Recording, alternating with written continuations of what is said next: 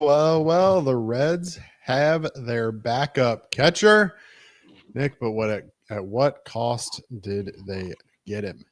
More moves coming on the horizon. I don't know. Let's dive into it on a live Friday evening Chatterbox Reds. Welcome in, everybody. I'm Craig Sandlin, joined as always by my good friend Nick Kirby. Nick, happy Friday. How we feeling tonight? Yeah, didn't expect this tonight, Craig. Happy holidays to everyone out there. Definitely a wild trade. Still trying to honestly process it. Yeah, recording this at 11:30 Eastern on a Friday night, doing it live, and certainly I would expect that by the time we wrap this up, we'll be into early Saturday morning. So excited to get into it. Before we begin, as always, want to take a moment to thank our good friends over at DSC. Yeah, as always, Deep South Commodities, DSC is a leader in renewable commodities for biofuel production, specializing in used cooking oil collection, aggregation, and sales. Visit www.deepsouthcommodities.com for more information. Thanks, as always, to our friends at DSC.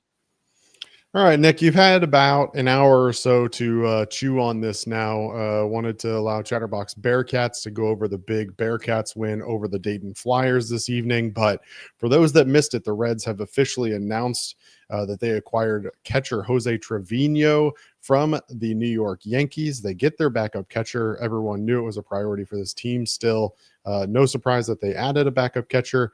However, to get Trevino, the Reds will send catcher Alex Jackson, who many projected to compete for that backup role this spring. But they also send reliever Fernando Cruz. Nick, we heard from President of Baseball Operations, Nick Kroll, that many of the trades that were discussed so far this year were major leaguer for major leaguer, but I'm not so sure that most Reds fans were ready for this one. What's your initial reaction about an hour ago when you saw the news that the Reds were acquiring Trevino? And then what was your reaction once you saw that Jackson and Cruz would be headed to the Bronx in return? Yeah, I mean, I like the addition of Trevino. I mean, he's probably about, if not as good as almost every catcher that was on the free agent market. So, I mean, the Reds definitely dramatically improved the catcher position. It's funny.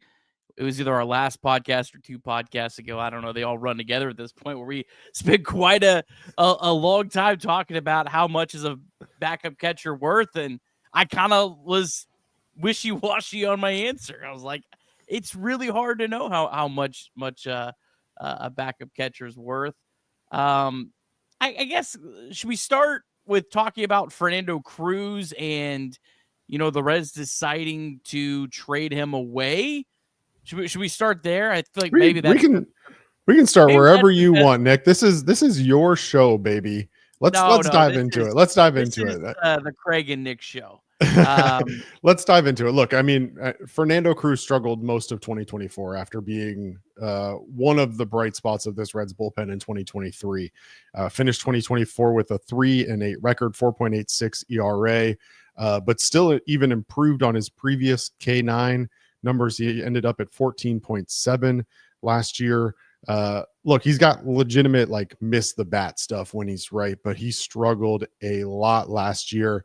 One of the things that has to be considered about this, though, Nick, is Cruz is in his final pre-arb year, so he'll head into arbitration beginning next year, but that basically means he's got about another 4 years of team control if everything goes right.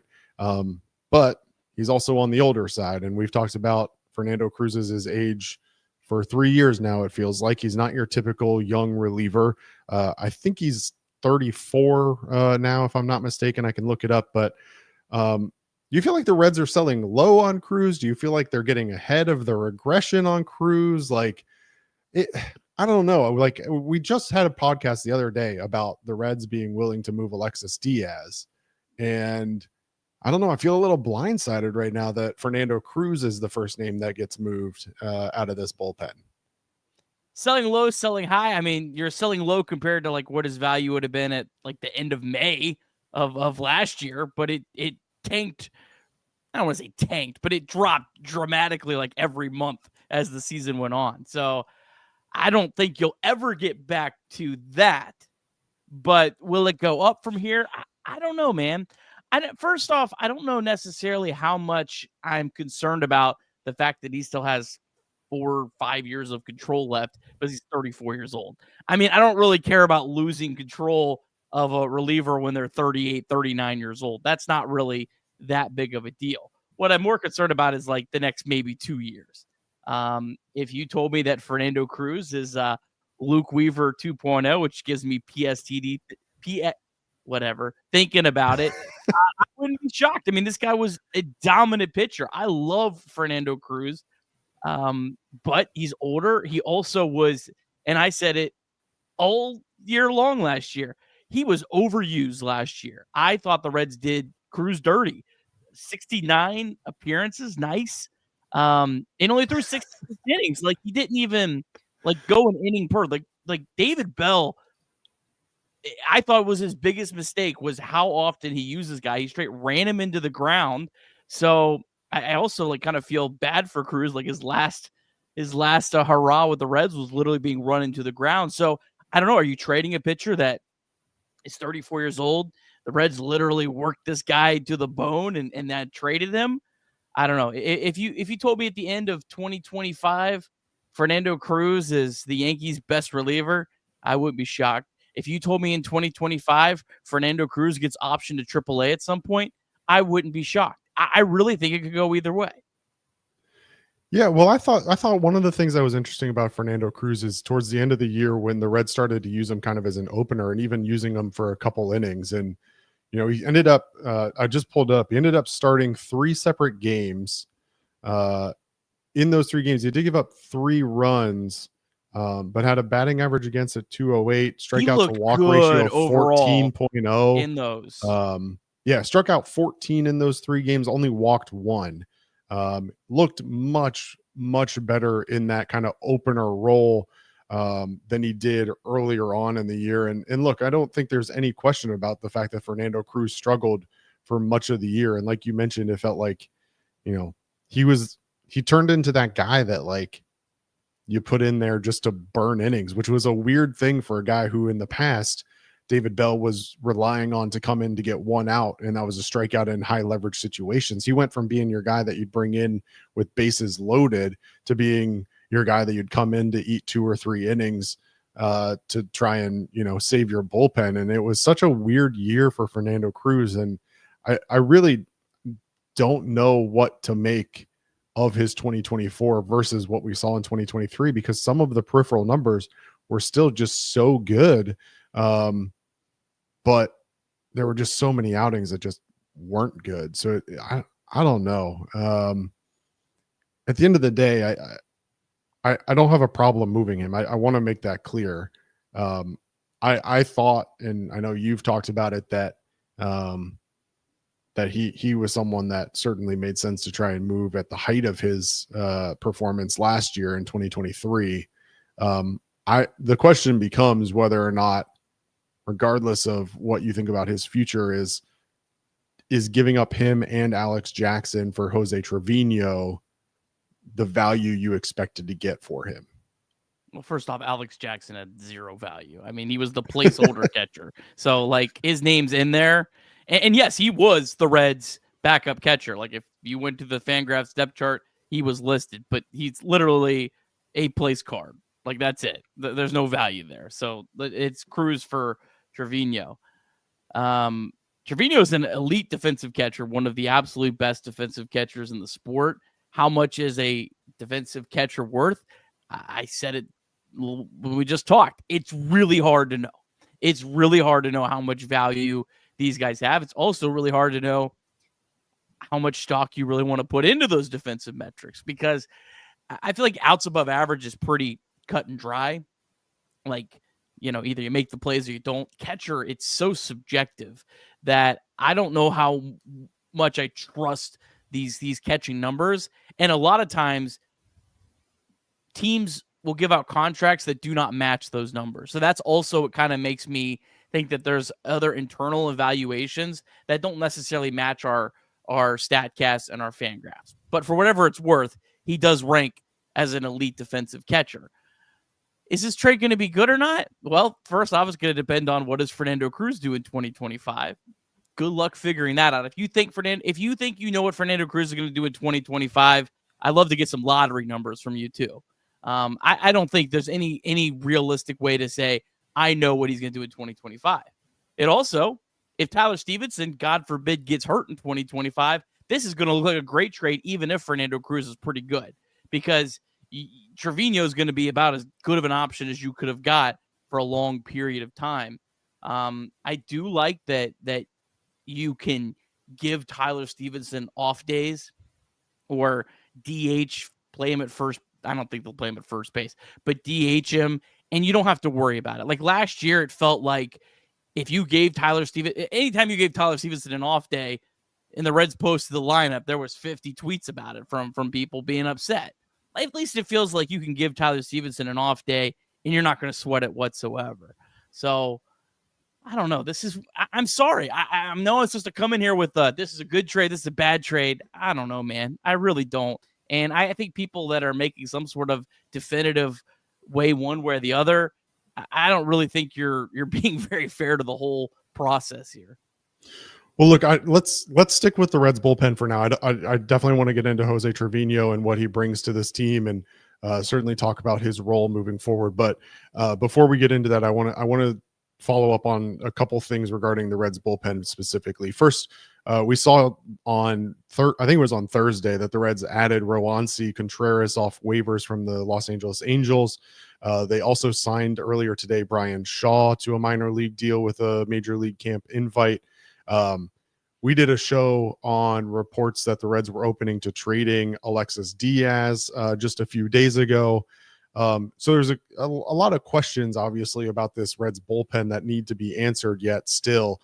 And one of the question is, first and foremost, are more bullpen arms on the way? You move a guy who I think in 2024 you thought could be your setup man. Obviously didn't work out the way that you wanted. You go and you add two guys that, quite frankly, are flyers at this point, if we're being honest. Give them an opportunity to earn their way onto the major league roster. But one of the intriguing things that I want to touch on as well in terms of this whole move is not only are more bullpen arms on the way, but I want to revisit something that you've brought up before. And does this open the door for Graham Ashcraft to be your setup man in 2025, knowing the stuff that he has? Based on what I heard from Nick Kroll, it doesn't sound like the Reds are moving Ashcraft to the bullpen yet. And I think I'm good with that. I think it's probably smarter to get to spring training, see how the first couple weeks go, see if, God forbid, you have a couple injuries. Like a lot of times guys get to camp and there's like injuries right away. Like, they start throwing and, there was something there. So I think it makes sense to kind of keep him as a starting pitching option for now. I know Nick Martinez was just on one of the national shows and talked about, I'm going to spring training. I'm ramping up as a starter because it's a lot more difficult to ramp up as a starter than to ramp backwards. So I think the Reds will keep him as a starting pitching option for now. And I agree with that. But yeah, definitely I think the door opens for him. I think the door is even though more swinging open for guys like Luis May and Zach Maxwell. I don't know if this move is part of it is because the Reds have a really big belief in both of those guys and they want to give those guys an option, and they feel like maybe Cruz is a little bit more expendable, even as I don't mean this with disrespect to Cruz, but as volatile as he can be. Whereas there's someone who just put it in the chat. Perfect.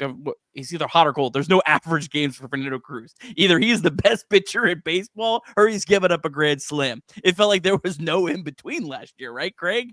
Maybe not grand slam, but a home run. There was literally no in between. So I think it's probably more about those guys. I would expect our good friend Buck Farmer is sure as hell coming back now. Like it felt like they were just waiting to sign that Buck Farmer contract until they moved Cruz. Like if it comes through tomorrow, I would not be shocked at all. But yeah, I think again, I don't know if this kills the Reds bullpen because I just don't know how good Fernando Cruz is going to be next year.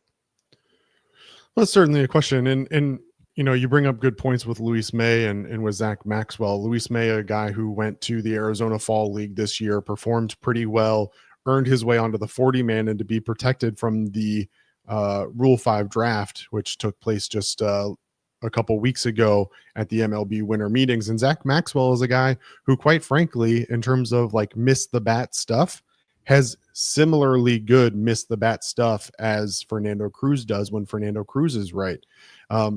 Zach Maxwell in 2024, 14.17 K per nine. In 2023, 14.09 K per nine. Zach Maxwell's struggle, though, is that he was walking guys as well. 6.33 walks per nine for Zach Maxwell in 2024. That's something that he's going to have to get under control early in the year if he wants to make it to the major league roster. But Luis May, obviously somebody that the Reds must believe in because they've already added him to the 40-man roster. He's 23 years old, and he comes in having had, similar struggles, if we're being honest, to Zach Maxwell in 2024, 10.31 K per nine, but 7.04 walk per nine. And it seems to be a similar challenge that we've seen with other Reds minor league pitchers as they make their way up. And I don't think it's uncommon, but ultimately, if some of these younger guys want to be able to contribute to the major league roster in 2025, it feels like their control is going to have to be the number one thing that they get wrapped up and taken care of, because otherwise, the major league roster can't manage these types of walk numbers. Yeah. I mean, that definitely is a concern. I feel like it's been a concern for a long time. I feel like a lot of teams probably have this same concern. I feel like a lot of teams probably look at their bullpen and go, man, it feels like no one can throw a strike. And I think a lot of it is just where we're at with pitchers. There was that big report that came out earlier this week about how, the most obvious report ever, but it was a definitive report that the pitching injuries are because of the increase in velocity. So I think that's part of just the game as it is, but the Reds definitely need to be better because, there was I can't remember how many times we're doing a post-game show. And if I had $1 for every time I said, man, I would have rather you just gave up a home run instead of walking a guy. In Great American Ballpark, you have to throw the ball over the plate. You can't walk guys because you can't give up 3-run home runs. Solo home runs don't kill you. But the 3-run home runs, grand slams certainly do. So, I think controls, but it's kind of always a problem with probably just about most teams across baseball. Yeah. We're going to get into Jose Trevino a little bit more here in just a moment. But before we do, we want to make sure we take a break and tell you to take a break and that everything is okay, and to call 988 if you need help. Yeah, as always, I know this is a hard time of the year for a lot of people. So I want to remind you that you can call or text 988 anytime, day or night. The 988 Suicide and Crisis Lifeline is a place to get support for anything related to mental health. Whether it's immediate crisis, simply wanting to find out how to connect with care, or anything in between, it's a 100% confidential, secure, and anonymous way to reach out for help when you don't know where else to turn. To connect, call or text 988 or visit mantherapy.org to get help. It's okay not to be okay. All right, let's dive into Jose Trevino a little bit, Nick. Obviously, he instantly slots in as your backup catcher behind Tyler Stevenson. And kind of continues this Reds emphasis on defense, something that we touched on with the podcast when we talked about Spencer Steer potentially being on the trading block. But Jose Trevino, since 2021, is second in the MLB in defensive WAR, behind only Patrick Bailey, +10 in framing, +7 in blocks above average. He really is an elite defensive catcher and brings something. Not only, and this is what I'm interested in here, is not only does he bring you elite defense when you do need to give Tyler Stevenson a day off, but what is having a guy like Jose Trevino around Tyler Stevenson, a guy who put in so much work last offseason to improve his defense, and we saw a noticeable improvement. What is having a guy like him around Tyler Stevenson do for Tyler Stevenson's continued improvement heading into 2025? I don't know how much he benefits Stevenson, but I guarantee you the Reds starting pitchers love this move. I think he'll have more of an impact on the young starters, especially, Chase Burns. Hopefully we'll see him debut at some point in 2025. I think that he could have a big impact on him. I mean, his framing rates are elite. I mean, the best of the best. I mean, the last 5 years, he's like 94, 95, 100, 100, 95. Like he's as good as it gets framing wise. So I think the Reds pitching staff is obviously going to love that, and that's not Tyler Stevenson's strength. I know he's had quite a bit of an upgrade. I know he's come quite a ways with framing, but it's going to be night and day with Trevino. And, we saw that a lot with the Brewers. Remember Contreras? Man, how many strikes he stole, and how much it pisses you off as an opposing fan. It'd be nice maybe to piss off a few other teams. Yeah, it'll be interesting. And you bring up a good point. I mean, the pitchers have to love this, and we're talking about a young pitching staff for the most part. Hunter Green, who in 2024, obviously was receiving Cy Young votes. So, as good as he was, I think we all knew that there was a need to upgrade from Luke Maile, because not only did Luke Maile struggle offensively, but he also obviously struggled a little bit defensively. Trevino, however, also struggles offensively, and we have to be honest about that in terms of what he's going to bring offensively. 2024, for Jose Trevino, he had 209 at bats. He hit 215, slugged 240 or 642. Wow, 242 would be really bad, Nick. Slugged 642. Even his best years, right? In 2022, he was an all-star, 2.3 WAR, 248 batting average, slugged 388 with a OPS of 671. Even that isn't a great number. You go back to his 2020 season when he had an OPS plus of 94, but other than that, he's been sub 90 OPS plus every year. He's probably not going to bring you a whole lot offensively, but is that something that you can forgive given the defense he's bringing you? Well, I would encourage you go look at Alex Jackson's Fangraph page and then go look at Jose Trevino, and you're like, oh, this guy's an elite hitter. Like, it's literally double in the weighted runs created plus. He does have some sneaky decent pop though. I mean, he had 8 home runs in 74 games in 2024. 2023, I think he had a pretty significant injury, only played 55 games, but in 2022, 11 home runs in 115 games. And as we always like to do, it's always fun. You go on StatCast. How many home runs does that equate to in Great America Ballpark? Always. He's a right-handed bat, so he doesn't benefit as much from Yankee Stadium, but 10 in 2024, and that's what did I say, 72 games? I mean, that's not bad. 13 in 2022 in 115 games. So, I mean, that's some sneaky decent pop. I mean, he's not going to hit for a high average. He's not going to, get on base at a great level. He actually walked a pretty good amount. He had a career best by a wide margin in 2024 in his walk rate. But I mean, a guy at the bottom of the order, you're just going to expect him to hit a few home runs here and there. And, that'll be a nice bonus. But I mean, it's mostly defensive value, which is normal with the backup catcher. You don't really have a whole lot of backup catchers that are mashers, right? No, look, I mean, if we're being honest, like the most the Reds can ask for is just competitive at bats at this point. How many at bats did we watch Luke Maile go up to in 2024 and see him strike out on 3 pitches or ground out on the first 2 pitches? And it just wasn't competitive at all.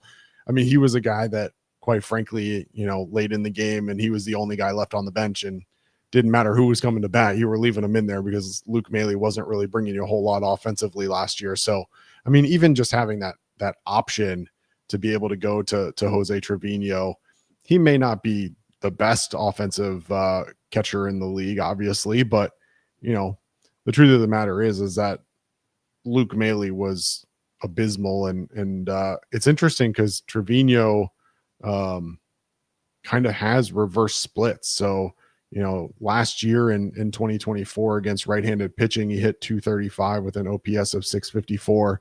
Against left-handed pitching, 104 plate appearances, he hit only 189 with a 626 OPS. So interesting kind of reverse splits, equal number of 4 home runs from either side of the plate.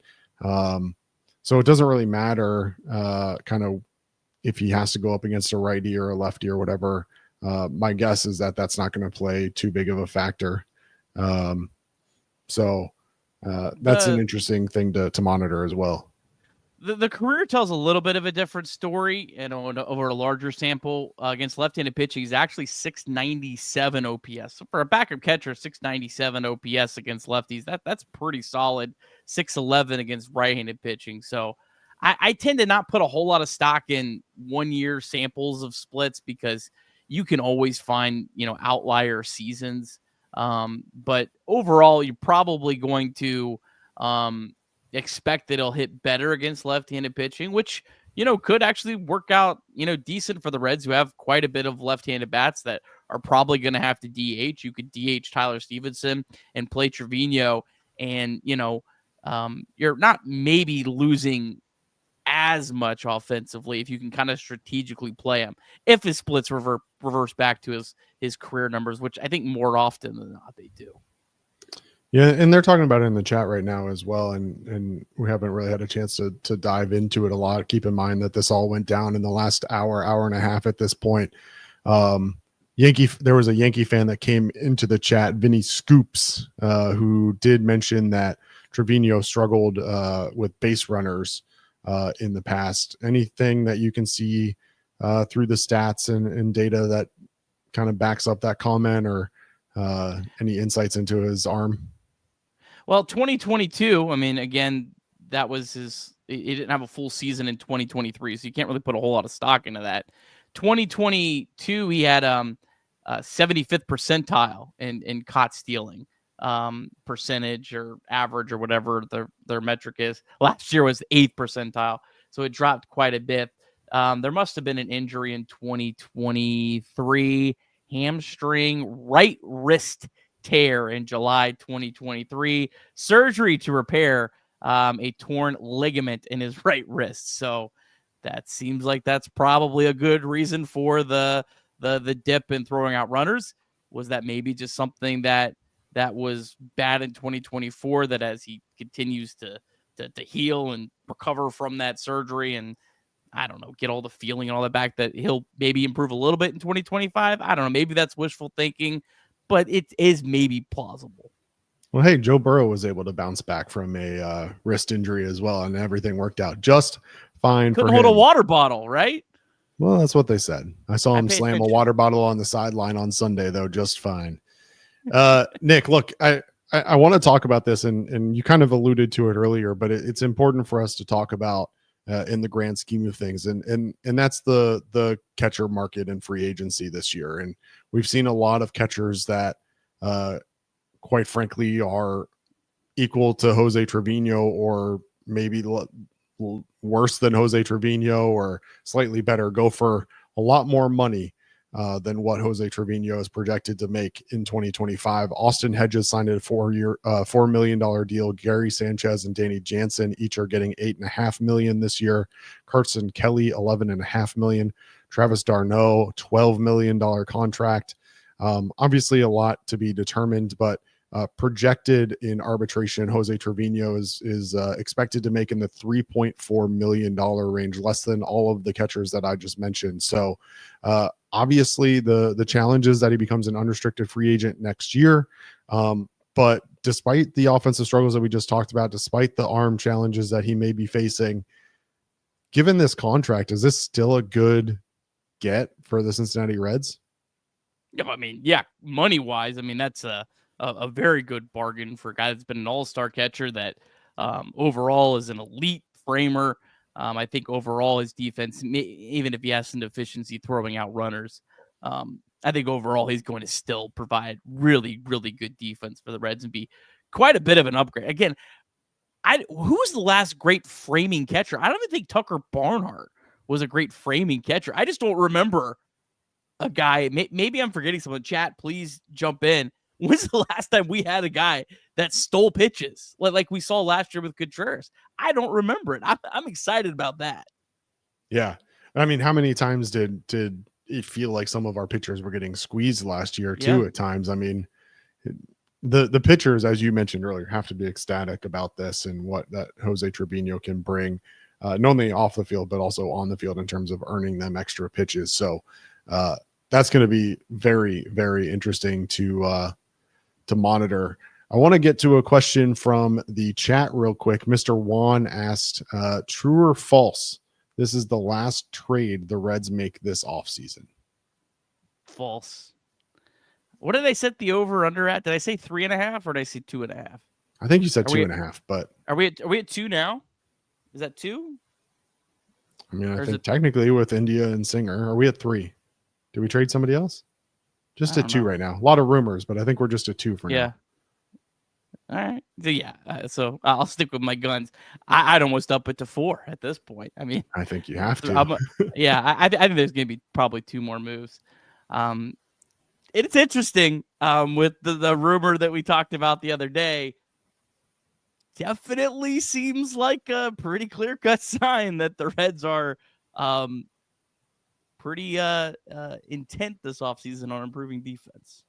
Well, I mean, quite frankly, we've talked about it since Terry Francona signed on to be the manager of the Cincinnati Reds, that one of the MOs for him in Cleveland in terms of building up that roster was through the trade. And it wasn't necessarily always through free agency and getting big names. It was through moving guys at the right time and getting returns and building it up through the trade. So we're seeing it a little bit early here that the Reds aren't afraid to make moves. They move Jonathan India for Brady Singer earlier in this offseason. Now, obviously, they go out and they get Jose Trevino from the Yankees in exchange for Fernando Cruz.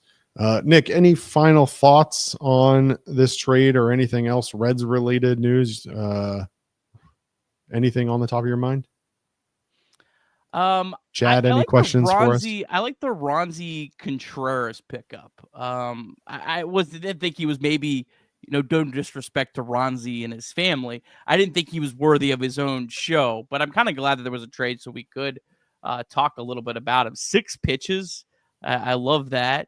I actually just earlier today had someone say Contreras maybe feels like that Jacob Junis type pitcher that you've been wanting. And he's not Jacob Junis, and I would still love for the Reds to go get, someone that maybe has, more of some concrete expectations. But I like this move. The other move, Brian Shaw, I would be very shocked if Brian Shaw pitches in the big leagues for the Reds. This feels like your very classic Tito Francona saying, I'm going to give you a spring training invite, a guy that I've loved that was to him what Buck Farmer was to David Bell. I'm going to let you ride off into the sunset in Goodyear, Arizona, in the same complex that we toted together for so many years. But I like Contreras. I'm definitely very intrigued. I remember, man, when he came up in 2022, he had a really, really good run with the Pirates. Kind of fell off a cliff, but that's the kind of guy I love taking a flyer on. I hope that the Reds are able to keep that 40-man roster spot for him and give him an actual chance in spring training to kind of see what he's got. Yeah, and Reds and 4 is in the chat. He sent out a tweet when the Roansy Contreras move happened. Basically, that he talked about the that basically he's demonstrated an ability to show growth over just the last couple of years, adding pitches, improving his movement and his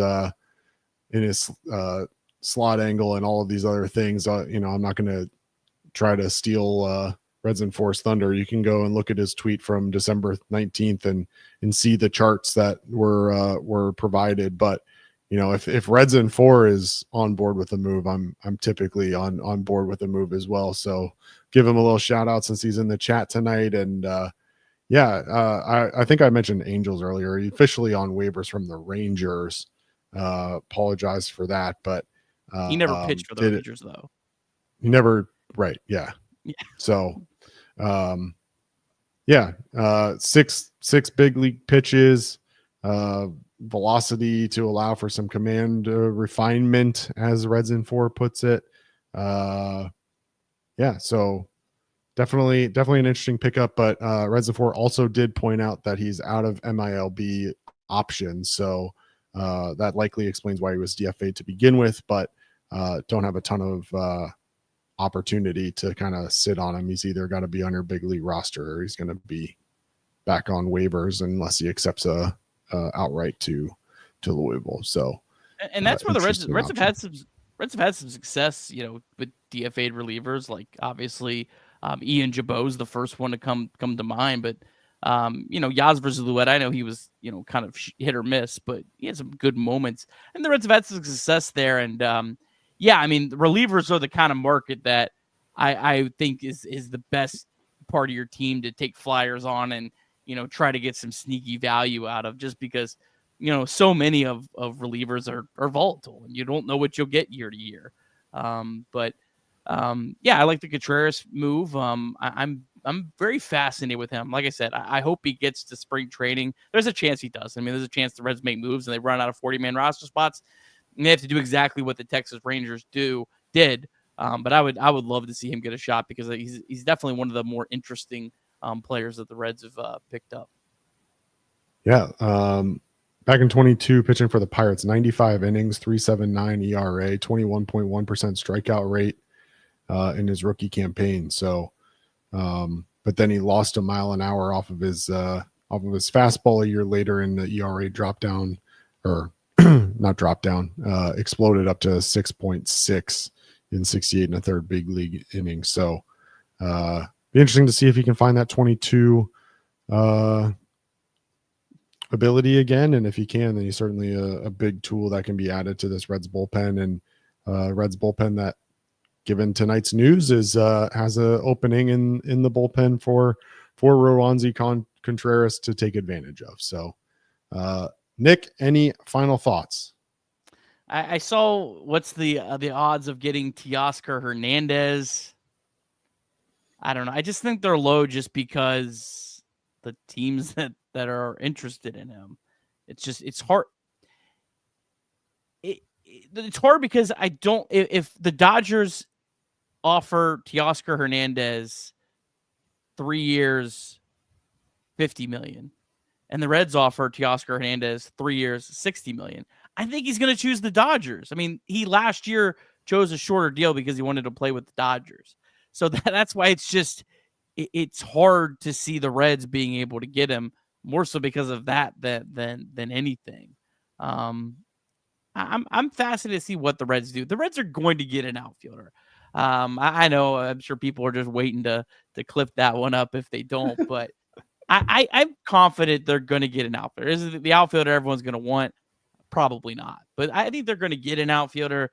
Again, I'm Mike Yastrzemski's a guy that I find interesting. I know Bryce mentioned Jake McCarthy. I think he would be an interesting. I think he'd be a solid fit with his defense. I think the Reds are going to make a move. I think it probably comes via trade, but I wouldn't completely rule out free agent market either. And maybe also, Craig, maybe this trade now gives the Reds more room in their budget, because maybe the Reds were thinking we might have to go sign a backup catcher for more than this $3 million. So maybe in their minds right now, they just saved $4 or $5 million that they thought they might have to go give to someone else. So I don't know. I'm just pure speculating there. I think that's a possibility. So these moves could be the tied one to another. Yeah, I mean, that's something that I hadn't really thought about. Certainly a possibility that you give up Fernando Cruz or whatever, but you bring in a catcher that is on a pretty affordable contract, and given all of the contracts that have gone out, then certainly maybe that makes sense. Shameless self plug here. I know yesterday there was a signing that kind of triggered a number of people in terms of thinking that the sky was falling for the Reds' opportunity to be adding an outfield bat. I did tweet out a list of 37 outfield free agents that are still available, Nick. Since that seems to be a topic that people want to talk about, let's talk about it. Teoscar Hernandez and Anthony Santander, both technically still available, although they seem unlikely for the Reds. Jurickson Profar, another name that some people are really intrigued with, some people are not. Jock Peterson is a name that I know you have specifically brought up previously, and then Randall Grichuk, another name that has been thrown out there, along with a laundry list of other guys that are still available to be signed should the Reds decide that is a position that they want to attack. Outside of the like main names that we've talked to over and over again, looking at that list, anything stand out to you as things you're intrigued by? Yeah, and there's quite a long list of players that could be traded too. So I mean, there's 100%. a pretty endless list here.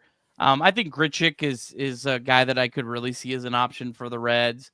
Obviously, Winker's been linked. We kind of touched on that. I don't really love that idea. But hey, if the Reds are improving everywhere else defensively, I'll maybe all of a sudden be a little more interested in Winker. Just because I was, there's too many defensive liabilities. I think Mark Canha is a guy that I could see. Alex Verdugo, talking about, guys that provide a lot of good defensive value. He's up there on that list.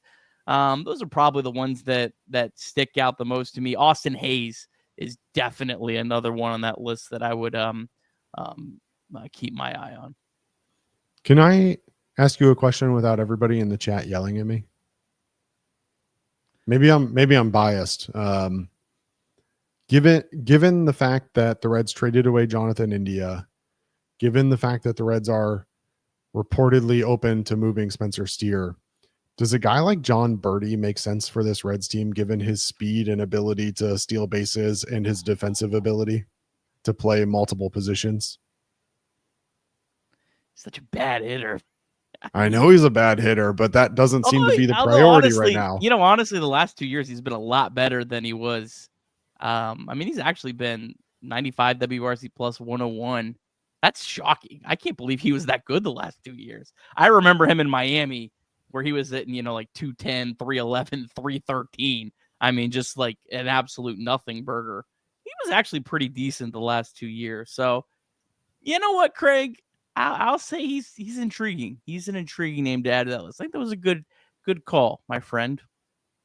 All right. Well, the Yankees waived him in November, saving a projected $3.8 million that Birdie was expected to make in arbitration. So if you can sign a guy like that for $2.5 million contract to be able to fill in some of the holes that maybe are going to be left open by Spencer Steer, who, oh, by the way, was not good defensively, maybe it makes sense. I don't know.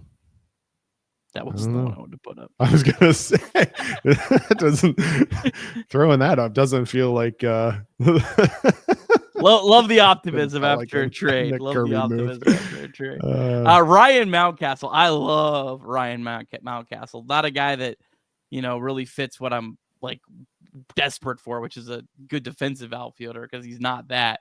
But he is a guy that his profile, like I love his like expected weighted on base average. It's a lot higher than what he's actually produced. So I think he's a guy that there's more left in the tank. If the Reds could find a trade for Mountcastle, I definitely would be a fan of that, because the nice thing is when you talk about guys that don't provide a ton of defensive value, I don't want to just get a DH only, because the CES Candelario issue where, who are you going to play? And I 100,000% want a clear path for CES, no questions asked. But with Mountcastle, he kind of gives you protection. You can play him in the outfield if CES doesn't perform or Candelario gets hurt, which seems like a possibility. You could play him at first base. So you kind of do have like the option of two. So yeah, I love Mountcastle. I feel like he's a guy that would hit very, very well at Great American Ballpark. I would be a big fan of that if the Reds could do it, but I think he's going to be pretty coveted in the trade if the Orioles actually do make him available, in my opinion.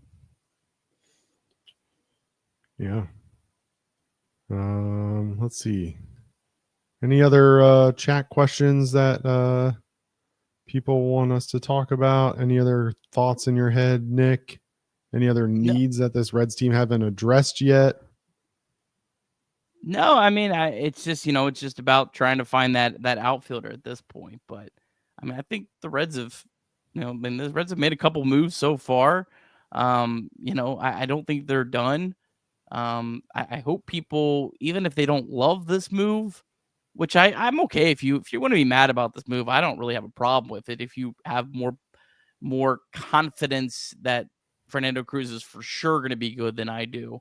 But even if you hate this move, I mean, all I've been seeing all week is poke a stick at the Reds, do something. Well, they did something. They're trying to improve. It might not be the way you want them to improve, but they are definitely, doing something to try. I think this is just the first of many. But my final thought is shout out to everyone watching this stream. Like almost 300 people watching a stream. Shout out to the Yankees fans joining us. We welcome everybody, and shout out Vinny Scoops, gave us some nice info about this move, and appreciate Vinny. Yeah, Fernando Cruz has I think Vinny joined late. So just a real quick recap on Fernando Cruz, and he's asking for Fernando Cruz opinions and how was watching him. Obviously 2024 was a little bit up and down, but give him a real quick rundown of Fernando Cruz.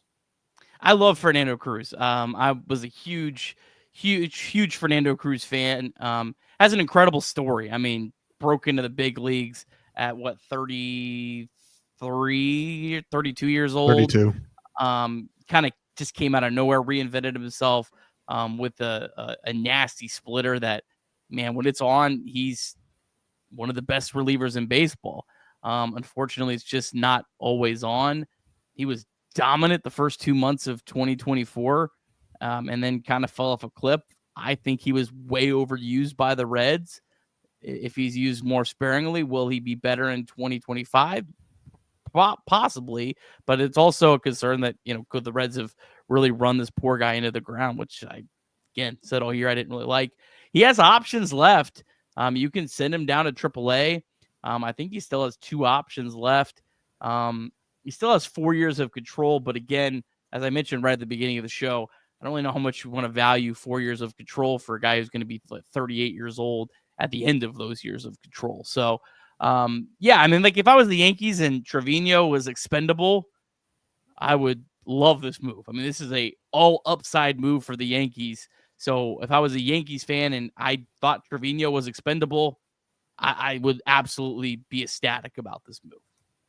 According to Fangraphs, 3 options remaining still for Fernando Cruz. All 3. Wow. Yeah. So pretty crazy. And as you mentioned, he is on the older side of it. This is a guy that was drafted in 2007. So been around for. That also is probably another reason he's really coveted by the Yankees. Is he's a guy that you can send down to AAA. I mean, It is hard, it's hard to have relievers with options. And I mean, these good teams with great bullpens, like the Brewers, man, they're sending someone up and down every other day. So it's possible the Yankees do Fernando Cruz maybe even more dirty than the Reds and kind of use those options. Obviously, if he performs at peak Fernando Cruz, they're not going to send him down. There's a very good chance they're shipping him up and down all year. Yeah. All right, let's play a lightning round, Nick. Randall Grichuk, yes or no? Yes, if the Reds go get a left-handed outfitter. Like, I love Grichuk paired with Jake McCarthy. So, like, that type of move, Yastrzemski and Grichuk, I don't think the Reds will spend that much money, but I would love, like, that kind of pairing. I would have loved Kepler and Grichuk, but Kepler's gone. Lou Bob. I mean, unless I'm getting him for free. If I'm getting him for the contract and I'm throwing in Stuart Fairchild, I ask for forgiveness for mentioning that. I mean, sure. Yeah, I'm all about it. If I'm giving up a legit prospect, no. You just mentioned him for a second, but Mike Yastrzemski. Yeah, I mean, I like him. He's a little more expensive. I think it cost him was $9 million, but 1 year left of control, contract year at Great American Ballpark. Not many better words than that for an outfielder. JJ Bleday. You talked me into him. I could be into it. Not my first choice, not my second choice, not my 5th choice, but solid 6th or 7th choice. Oh my God. I got added for this one. So for the chat. We won't even say the name. No. Okay. I mean, no one in baseball is taking him. So why are we talking about players that 29 teams have passed on? Listen. Castellanos reunion.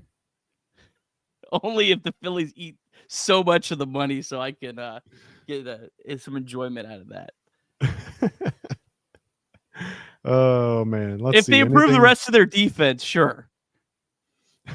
Justin wants to know if there's any takers on Andrew Benintendi. Oh God! Oh man! The White Sox paid his entire salary. I mean, he's been. How bad was he? You know what he was? He's kind of like John Birdie. He wasn't actually. Oh God! Here we go. Well, I mean, he had a 93 WRC plus. Like, I mean, that's not good, but he had 20 bombs. Okay, how much we talking of his salary? He's got a big contract, doesn't he?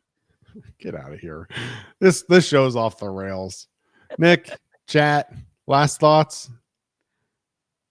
I think I've asked you last thoughts like 3 different times. Okay, so. Last thoughts. This will probably, knock on wood, be our last show before the holidays. So Merry Christmas to everyone. Thank you so much to everyone who supports Chatterbox Reds. I can't tell you how much I appreciate it. Our show gets way more viewers and listeners than it ever should. So we really, really genuinely appreciate you. And I'm sorry if I've offended you with being okay with trading Spencer Steer or whatever bad take I had, but I do appreciate each and every one of you. And I hope you have a Merry Christmas. We'll end it on that. Thanks, everybody. Enjoy your holiday. Nick and I, as always, will be live with any breaking news. So if that means we'll see you before Christmas, then we'll see you before Christmas. If not, Happy Christmas.